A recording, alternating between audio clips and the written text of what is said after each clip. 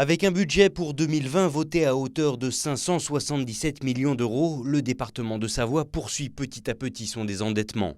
Sur cette enveloppe, 150 millions iront vers les différents postes d'investissement, tandis que 146 millions seront dédiés aux dépenses de fonctionnement. Restent 281 millions d'euros qui serviront tout d'abord à l'action sociale, premier poste de dépense de la Savoie ces 3 dernières années, ainsi qu'au financement des pompiers du département. Le SDIS, les pompiers font un travail absolument formidable, mais on a un système qui est absurde, puisque c'est le préfet qui dirige le SDIS sur le plan opérationnel, et ce sont le département et les communes qui payent les dépenses. Il serait plus logique que ce soit l'État qui paye les dépenses des pompiers, puisque c'est lui qui les commande, et il est normal que ce soit lui qui les commande. Voilà. Ça, c'est un peu l'aberration à la française, où on a des systèmes où le citoyen ne comprend pas les choses, puisque ce n'est pas lisible.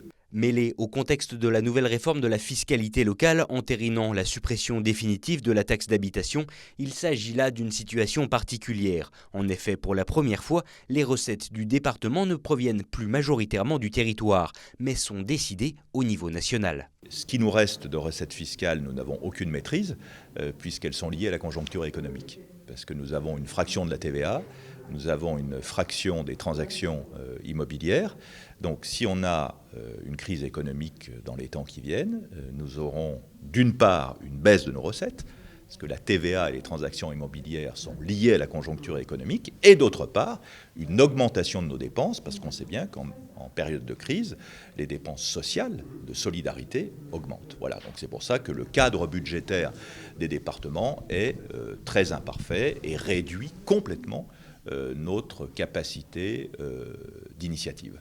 Un budget qui a toutefois été validé ce vendredi matin avec 30 voix pour et 8 abstentions. Le groupe Savoie pour tous regrettant en effet l'effort mis sur le désendettement plutôt que sur la politique environnementale du département.